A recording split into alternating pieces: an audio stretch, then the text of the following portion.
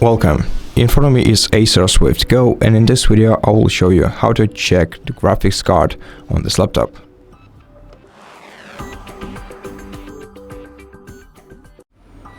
To do it, tap on the Start button, then go to Settings, then select System Settings and scroll all the way down to About section. And in the About section you'll be able to see what graphics card you have. In my case it's AMD Radeon 780M graphics, which has 427 megabytes of video memory.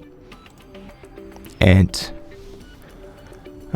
the other way to check your graphics card is by right-clicking the taskbar, going to Task Manager, then selecting the Performance section right here, and then going to GPU tab. And in GPU tab you can also check your device's graphics card's name and also the specifications of your graphics card, and also the monitors of the resource usage. And that's basically it. Thank you for watching this video. If you liked it, consider subscribing to our channel, leave us a like and a comment below, and I'll see you in the next one.